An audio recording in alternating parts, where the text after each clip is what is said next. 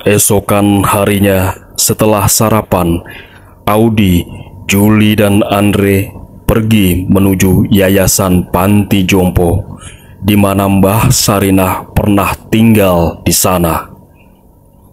Dengan perasaan penasaran bercampur dengan kecemasan, mereka bertiga turun dari mobil dan segera berjalan menuju kantor pengurus yayasan panti yang berada di samping rumah utama.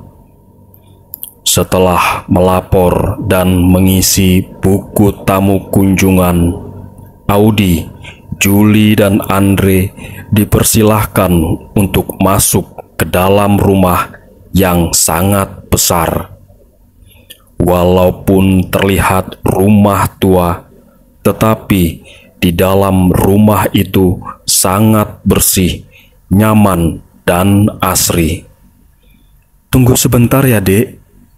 Saya akan panggilkan kepala yayasannya dulu, kata ibu-ibu berkerudung merah muda itu sambil tersenyum. Audi, Juli, dan Andre berjalan menuju taman yang berada di belakang rumah panti. Dan tidak lama kemudian, seorang pria berperawakan tinggi besar menghampiri mereka bertiga. "Ada yang bisa saya bantu, Dek?" tanya pria itu. "Saya Audi, Pak," sapa Audi memperkenalkan dirinya. "Dan ini teman saya, Juli dan Andre," jelasnya lagi kemudian. "Saya Bapak Agung," kata pria itu sambil menjabat tangan Audi.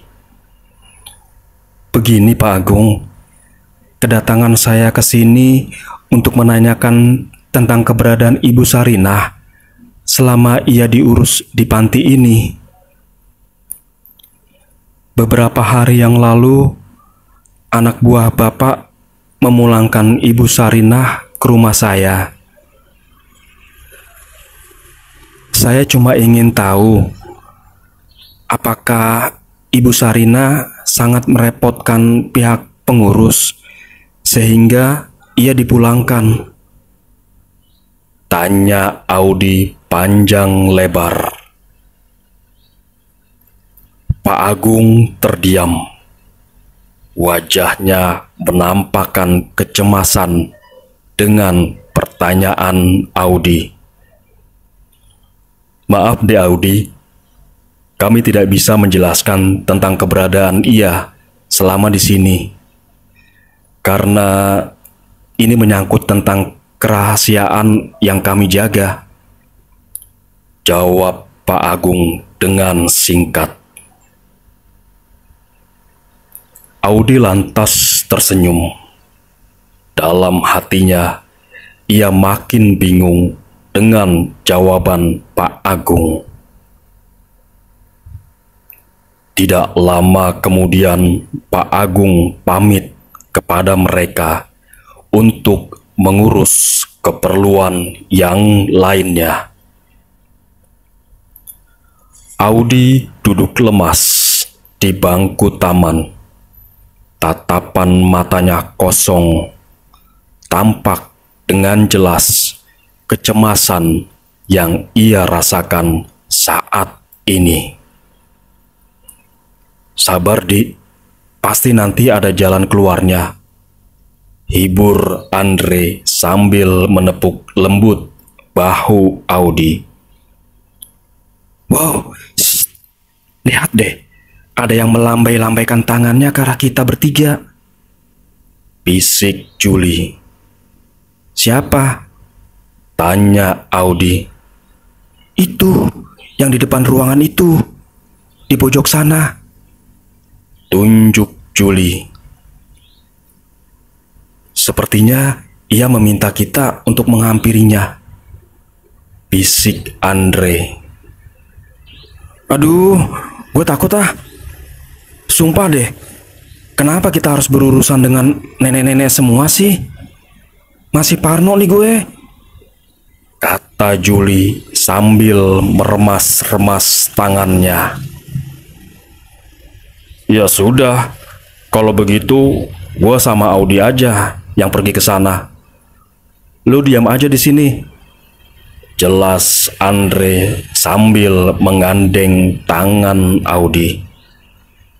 Lalu mereka berjalan menuju pojok ruangan. Ye, gue ikut ah. Teriak Juli sambil berlari mengikuti Andre dan Audi dari belakang. Mereka bertiga berjalan menghampiri seorang wanita tua yang duduk di kursi roda yang berada di depan kamarnya. Selamat pagi, Nek. Sapa Andre. Pagi. Jawab nenek itu sambil memandang tajam ke arah Audi yang berdiri di samping Andre. Nenek memanggil kami. Tanya Juli. Kamu, iya kamu. Seraya tangan sang nenek menunjuk ke arah Audi. Apakah kamu orang yang sama di dalam foto ini? Tanya nenek itu sambil menunjukkan foto Audi berdua dengan mamanya.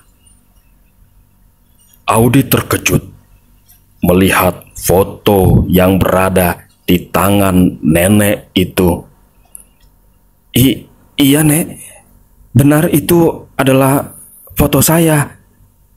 Jawab Audi dengan gugup.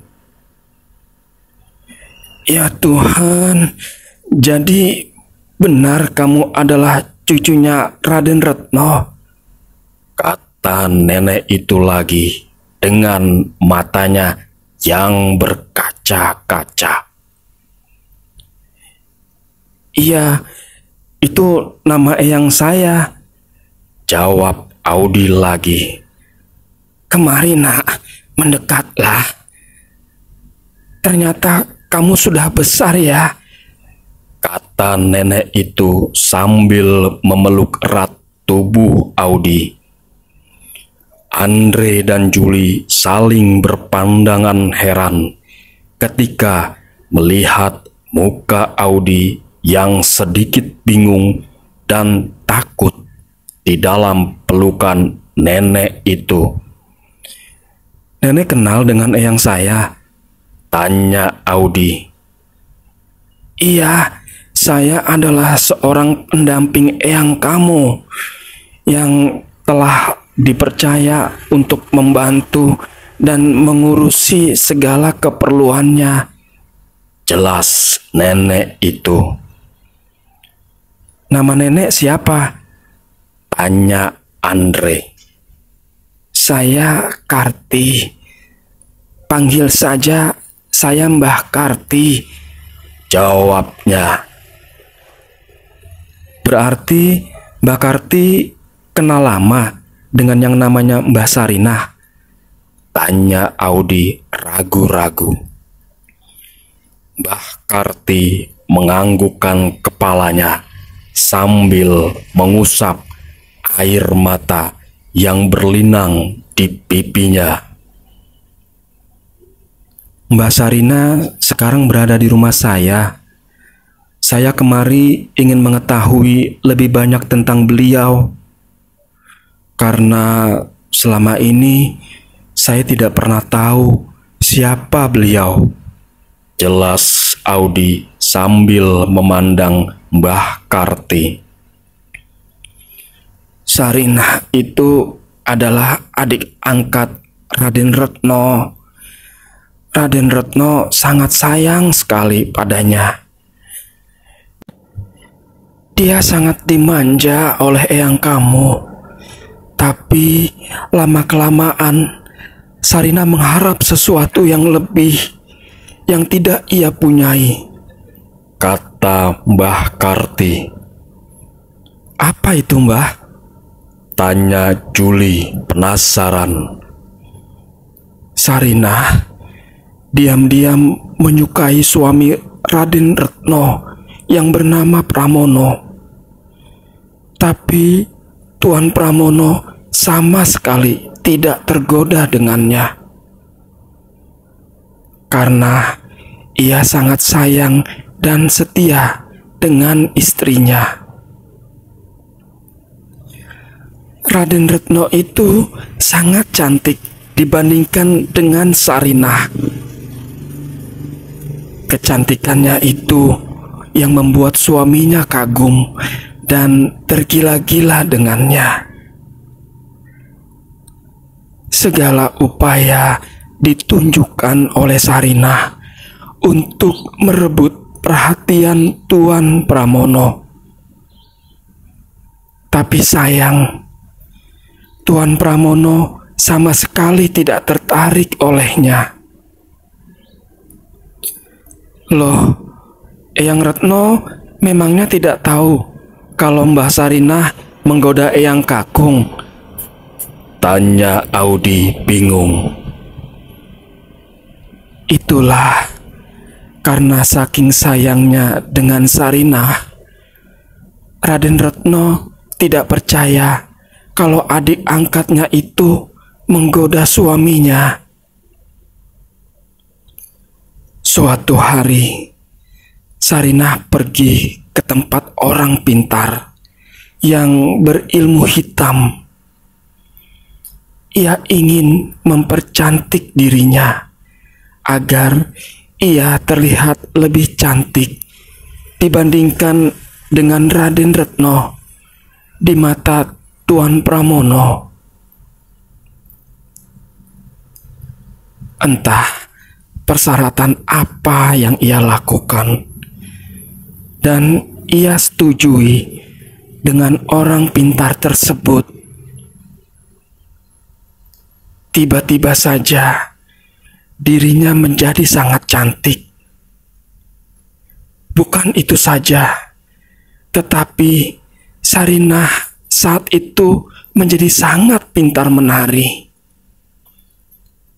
Jika ia menari, banyak sekali laki-laki yang tergila-gila dengannya. Sarinah selalu menari dengan memakai baju merah. Ia terlihat sangat anggun seperti bidadari. Dan akhirnya Tuan Pramono jatuh hati padanya. Jelas Mbah Karti.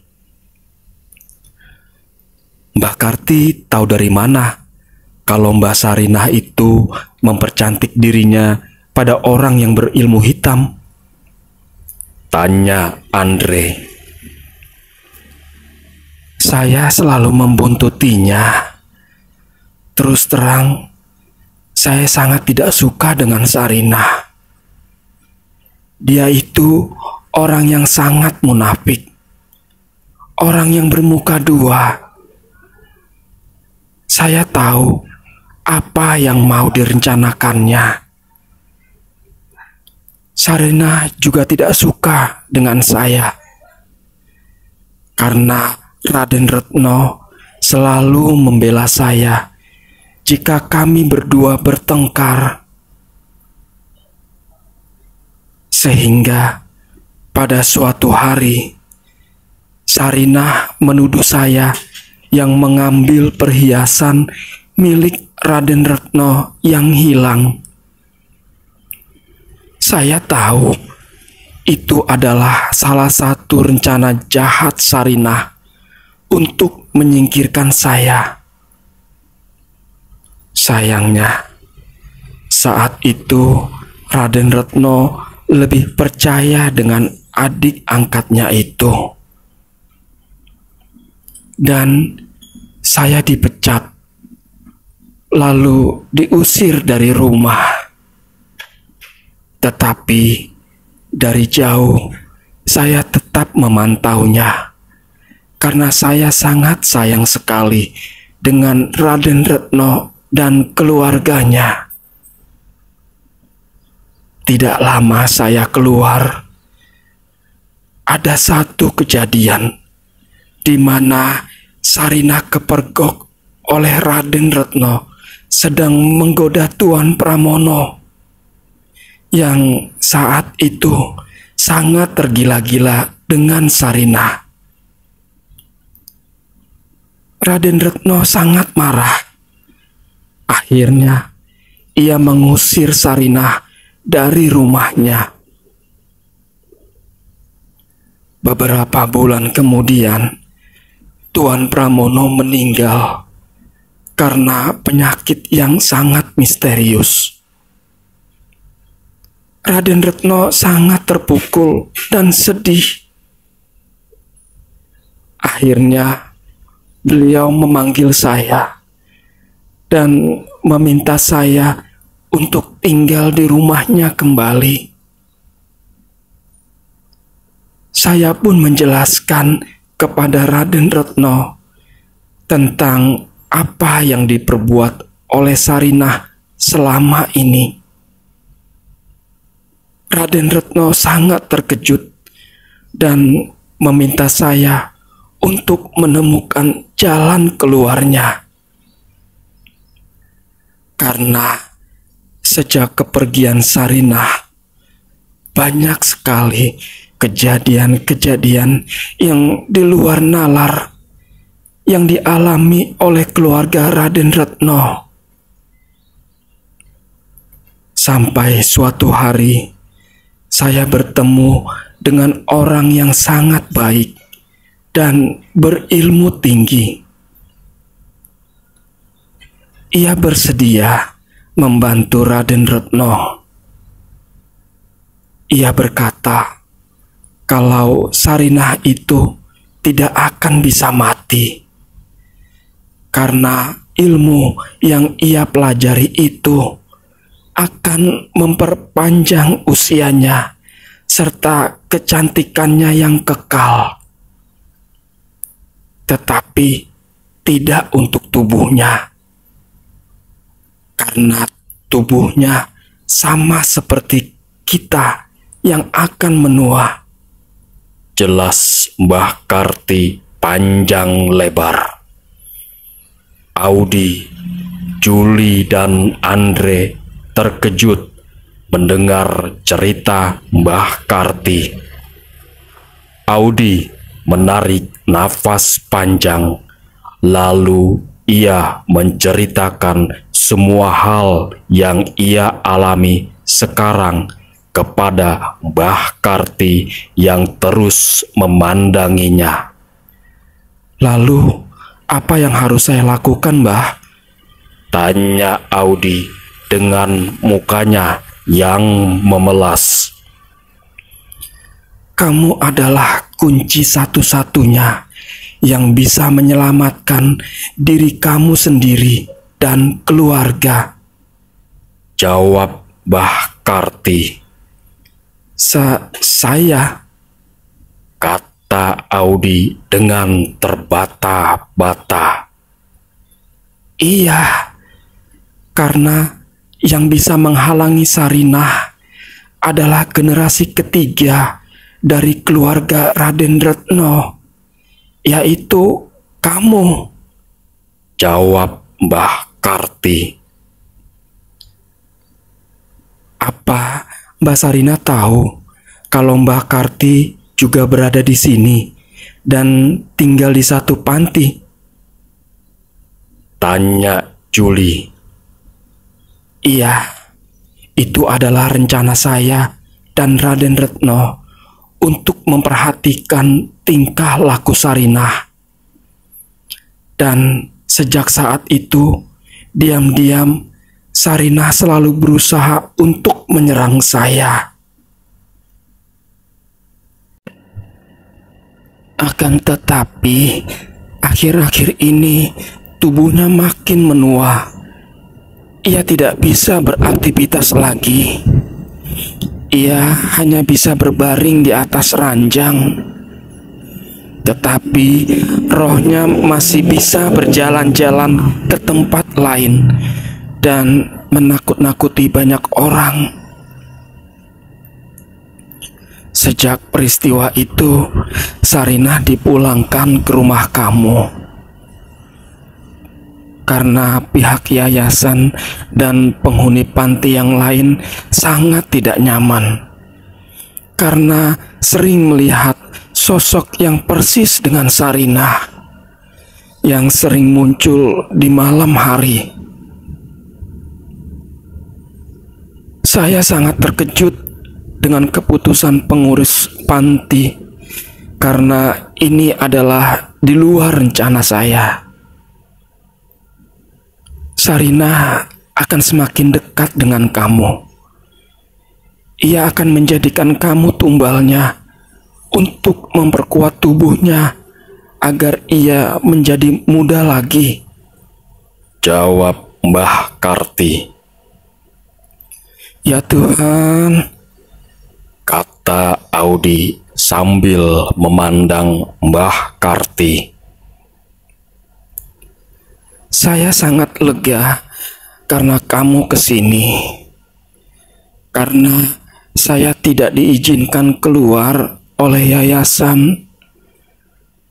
Akhirnya doa saya terkabul, kata Mbah Karti. Mbah Karti lalu mengeluarkan sebuah botol kecil dari dalam kebayanya. Isi botol kecil ini adalah ramuan yang diberikan oleh orang pintar yang saya temui. Ia berkata, ilmu yang dimiliki Sarinah akan hilang jika ia meminum ramuan ini yang telah tercampur oleh setetes darah dari keturunan ketiga Raden Retno, yaitu kamu, jelas Mbah Karti. Kamu harus menyelamatkan diri kamu sendiri dari rencana Sarinah. Kamu harus melumpuhkan ia terlebih dahulu agar diri kamu selamat, kata Mbah Karti. Ini seperti mimpi yang sangat buruk, kata Audi dalam hatinya. Kenapa kejadian ini harus terjadi padaku? Ini adalah pesan dari eyang kamu agar kamu selamat. Mama kamu tidak pernah tahu tentang kejadian ini. Mama kamu yang menitipkan Sarinah di panti ini sewaktu Sarinah ditemukan dan tidak ada seorang pun yang mau mengurusnya. Saya dan Raden Retno berjanji akan selalu menjaga kamu. Namun, begitu Raden Retno meninggal, sayalah yang menjadi tanggung jawab akan kamu dan keluarga besar Raden Retno, kata Mbah Karti. Audi lalu menerima botol kecil pemberian Mbah Karti. Lalu ia menggenggamnya kuat-kuat. Apakah hanya aku orang yang satu-satunya yang bisa menolong diri aku sendiri?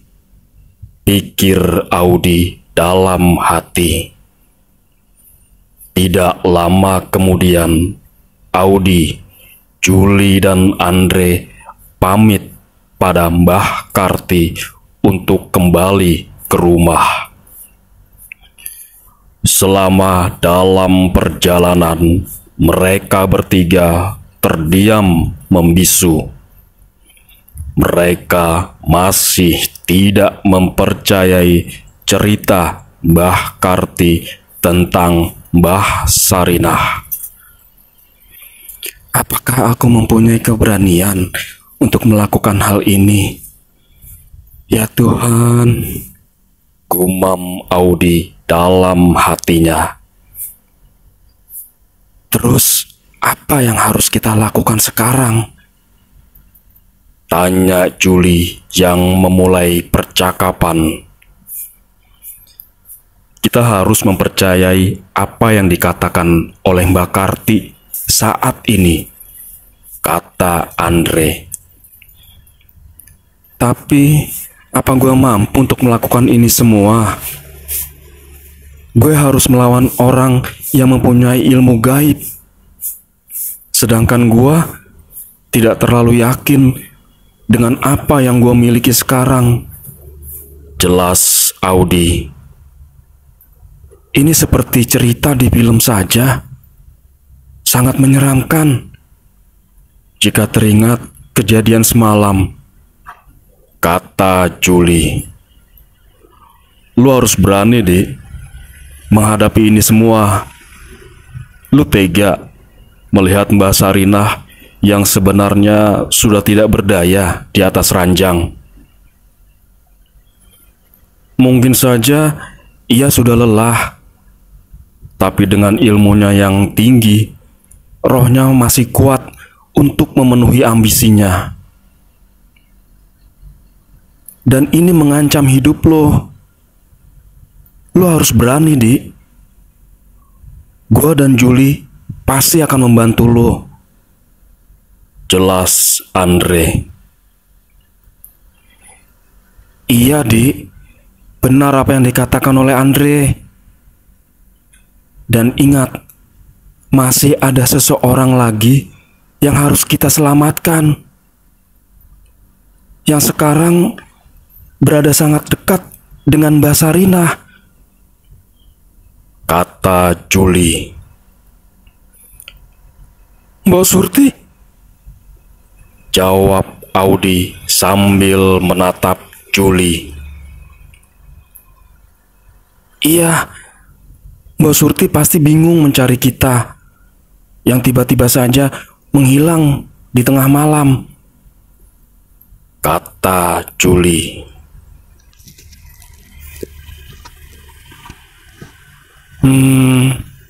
Kalau nanti kita sudah berada di rumah, kita bersikap seperti orang yang tidak tahu apa-apa. Kita santai aja. Jangan perlihatkan kalau kita bertiga panik atau takut. Percaya deh sama gua. Mbak Sarinah itu kalau siang hari pasti tidak berdaya dan hanya bisa berbaring di ranjangnya. Lalu diam-diam kita masuk deh ke dalam kamar Mbak Sarinah dan langsung tuh kita cekukan ramuan ini ke mulutnya sewaktu ia tidak berdaya. Jelas Andre. Audi dan Juli menganggukkan kepalanya, tanda mereka telah mengerti dengan apa yang dimaksudkan oleh Andre. Mudah-mudahan rencana ini berjalan dengan lancar, gumam Audi dalam hatinya. Perjalanan mereka bertiga pun berakhir ketika mereka tiba di depan rumah Audi yang terlihat sangat sepi. Audi memencet bel pintu rumahnya, dan tidak lama kemudian Mbok Surti membukakan pintu besar yang berwarna coklat tua itu. Loh, Non Audi kemana saja toh? kok tiba-tiba saja pergi tidak pamit dengan Mbok Surti? Tanyanya cemas. Mendadak semalam harus ke rumah Andre, Mbok. Ngerjain tugas kuliah. Maaf, Audi nggak sempat pamit sama Mbok. Jawab Audi berbohong. Mbak Sarinah lagi ngapain, Mbok? Tanya Juli yang memberanikan diri menanyakan keberadaan Mbah Sarinah. Sedang beristirahat di dalam kamar. Alhamdulillah, tiba-tiba saja sekarang Ibu Sarinah sudah bisa duduk di sofa yang ada kamarnya dan sudah bisa berbicara walaupun masih terbata-bata. Jawab Mbok Surti dengan gembira. Apa? Teriak Juli dan Audi terkejut ketika mendengar penjelasan Mbok Surti. Kenapa, Non? Tanya Mbok Surti bingung. Nggak apa-apa kok, Mbok. Jawab Audi sambil tersenyum cemas. Mbok Surti tinggal ke dalam dulu ya. Mau menyuapi Ibu Sarinah untuk makan siang. Pamit Mbok Surti sambil berjalan meninggalkan mereka bertiga. Audi, Juli, dan Andre berbisik-bisik setelah Mbok Surti pergi meninggalkan ruang keluarga. Wajah Audi menjadi pucat ketika mendengar Mbah Sarinah sudah bisa duduk dan berbicara. Ia semakin tidak berdaya dan takut menghadapi Mbah Sarinah nanti. Aduh, bagaimana ini? Tanya Audi cemas. Gila, kok bisa begitu ya? Jawab Juli ketakutan. Coba kita tunggu sampai keadaan aman. Kalau Mbak Sarinah tertidur lelap, kita mengendap-endap saja masuk ke dalam kamarnya. Mudah-mudahan berhasil. Jelas Andre. Tapi apa mungkin keadaan kita aman-aman saja jika kita berada di sini terus? Bisik Juli. Sekarang kita berpikir positif aja. Mbak Sarinah sendiri dan kita berempat dengan Mbok Surti. Mudah-mudahan rencana kita berhasil. Hibur Andre. Apakah sebaiknya kita beritahu Mbok Surti aja tentang keadaan Mbak Sarinah? Tanya Audi. Juli dan Andre saling berpandangan, lalu mereka berdua tersenyum pada Audi sambil menggelengkan kepala mereka. Nggak usah, Di. Kasihan Mbok Surti sudah tua.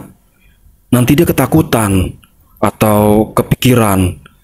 Terus dia jadi bingung nanti begitu mendengar masalah ini. Jelas Juli. Hari sudah semakin senja. Mereka bertiga masih saja terdiam terpaku menunggu keadaan aman untuk menjalankan rencananya di dalam kamar Audi. Keadaan di sekeliling rumah menjadi mencekam sesudah azan Isya berkumandang. Lampu yang biasanya terang seolah-olah menjadi redup dan suram. Hening, tidak ada suara apapun yang terdengar dari luar rumah. Audi memandangi botol kecil pemberian Mbah Karti. Tubuhnya gemetar, pikirannya melayang jauh entah kemana. Tampak beban yang sangat berat yang ia rasakan saat ini. Audi lalu menarik nafas panjang. Kemudian ia melirikkan matanya ke arah Andre yang sejak tadi memandanginya dari kejauhan. Andre nampak tersenyum pada Audi. Sepertinya ia memberikan semangat yang berarti untuknya. Apakah malam ini aku bisa menyelamatkan diriku ini dan yang lainnya? Lalu bagaimana nantinya kalau sesuatu hal menimpa Julie dan Andre? Mereka berdua tidak ada hubungannya sama sekali dengan ini semua. Bagaimana jika mereka berdua terluka karena aku? Pikir Audi sedih. Tiba-tiba saja Julie masuk ke dalam kamar dengan mimik mukanya yang terlihat bingung. Ia berkata, Guys, aneh deh. Kenapa ya Mbok Surti menyiapkan makan malam banyak banget dan enak-enak ya? Seperti mau pesta aja, kata Julie sambil menggaruk-garukan kepalanya. Maksud lu apa, Jul? Tanya Audi bingung. Iya, Mbok Surti menyiapkan makanan banyak banget buat makan malam. Tadi gue ngintip sewaktu dia membereskan meja makan. Jawab Julie. Ya, mungkin karena ada lo dan Andre kali. Jadinya Mbok Surti menyiapkan makan malam yang lebih. Takut kurang soalnya. Jelas Audi. Tidak lama kemudian Mbok Surti mengetuk pintu kamar Audi dan menyuruh mereka bertiga turun untuk makan malam. Setiba di ruang makan, Audi, Julie dan Andre terkejut ketika melihat keberadaan Mbah Sarinah yang sudah duduk di sana terlebih dahulu. Audi langsung buru-buru memasukkan botol kecil yang dia genggam ke dalam saku celananya. Mbah Sarinah memakai kebaya berwarna merah yang pernah Audi lihat sebelumnya. Tubuhnya yang tampak kurus tidak berdaya terlihat segar malam itu. Mbah Sarinah tidak berkata sepatah kata pun, tetapi matanya seolah-olah mengisyaratkan sesuatu yang sangat misteri. Audi dan Mbah Sarinah duduk berhadapan. Mata mereka berdua saling bertatapan. Aku harus kuat untuk menghadapinya. Apapun yang terjadi, aku harus mengalahkannya. dia orang yang sangat jahat. Gumam Audi dalam hatinya. Tiba-tiba Mbah Sarinah tersenyum. Tatapan matanya tajam memandang Audi. Seolah-olah ia mengerti dan tahu apa yang sedang Audi pikirkan saat ini. Audi menelan ludahnya, lalu ia mulai mengatur nafasnya yang mulai terengah-engah. Audi pun tersenyum membalas senyuman Mbah Sarinah dengan tatapan matanya yang kosong. Ayo, kalian makan. Sudah malam nih, ajak Mbok Surti. Mbok Surti segera melayani Mbah Sarinah. Dengan cekatan, Mbok Surti memberikan makanan kepada Mbah Sarinah. Mbok Surti terlihat sangat tunduk dan menghormati Mbah Sarinah.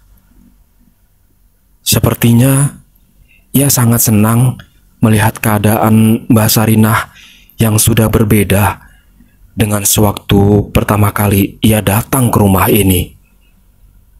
Pikir Audi dalam hati.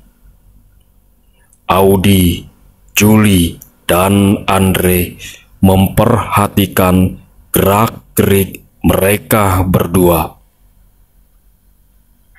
Mbak Sarinah tampak lahap memakan apa saja yang Mbok Surti berikan. Seperti orang yang kelaparan, Mbak Sarinah dengan cepat mengunyah paha ayam yang berada di piringnya. Gumam Audi semakin bingung melihatnya. Cara makannya pun sangat berbeda. Ia begitu rakus, seperti orang yang telah berhari-hari tidak melihat makanan. Aneh, sepertinya bukan Mbak Sarinah yang berada di hadapanku, pikir Audi. Juli memandangi Audi, lalu ia menggeleng-gelengkan kepalanya.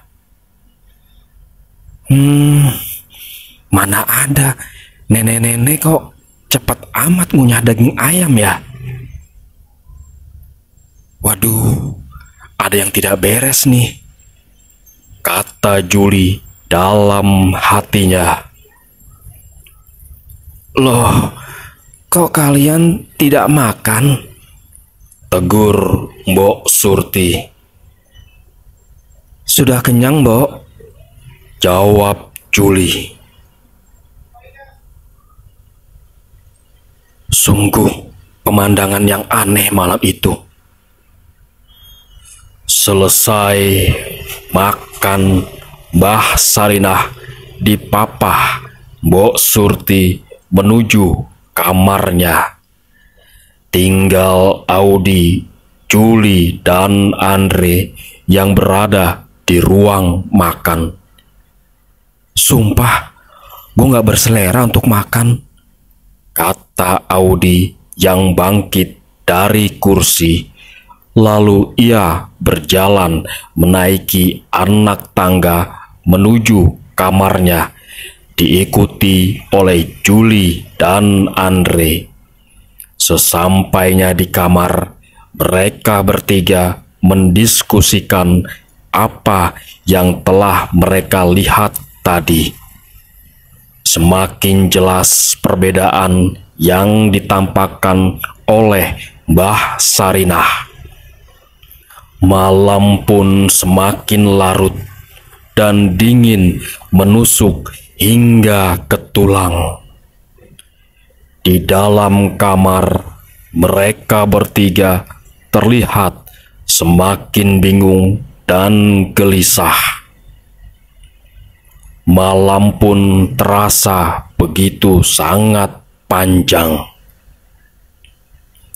Tiba-tiba lampu rumah Audi padam. Gelap menyelimuti semua ruangan di dalamnya. Hening dan hawa dingin makin terasa.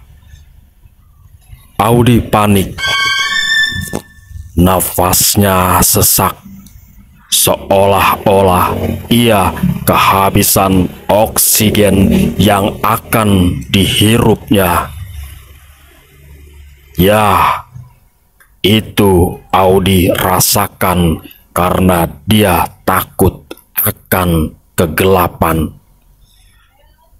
Tolong, gue takut. Bisik Audi sambil mengatur nafasnya. Julie memeluk erat Audi, sedangkan Andre mencoba mencari senter atau sesuatu yang bisa menerangi ruangan kamar. Lu ambil napas yang dalam, Di. Lalu lu keluarkan perlahan-lahan. Lu harus tenang. Jangan panik ya. Kata Julie yang coba menenangkan sahabatnya itu. Andre menemukan sebuah lilin besar yang berada di dalam laci meja. Lalu ia membakar sumbu lilin itu. Ruangan kamar Audi kini menjadi sedikit agak terang. Kenapa genset di rumah ini tidak menyala ya? Kata Audi gugup. Julie menggelengkan kepalanya sambil memandang Audi. Sekarang kita harus bagaimana? Kata Audi lagi. Sepertinya kita harus keluar deh dari sini. Kita harus mencari Mbok Surti. Gue takut ia dalam bahaya. Sekarang kan Mbok Surti sedang berada dengan Mbak Sarinah. Dan Mbok Surti nggak tahu apa-apa. Jelas Audi. Andre dan Julie menganggukkan kepala. Lalu mereka bertiga keluar dari kamar menuruni anak tangga yang hanya diterangi oleh cahaya lilin. Sesampainya di ruangan tengah, kembali terdengar sayup-sayup suara gamelan dari kejauhan seperti kemarin malam. Tetapi saat ini iramanya terdengar sangat sedih dan memilukan. Julie dan Audi berpegangan tangan, sementara Andre berada di depan mereka memegang lilin untuk menerangi jalan. Mbok Surti, teriak Audi kencang memanggil pengasuhnya. Audi memanggil-manggil Mbok Surti berkali-kali, tetapi tidak ada jawaban sama sekali dari Mbok Surti. Di sekeliling ruangan itu semakin mencekam. Mereka berjalan pelan-pelan menuju ruang makan. Tiba-tiba cahaya lilin yang dipegang Andre mati seketika. Lilin itu padam seperti ada orang yang dengan sengaja meniupnya dari arah depan Andre.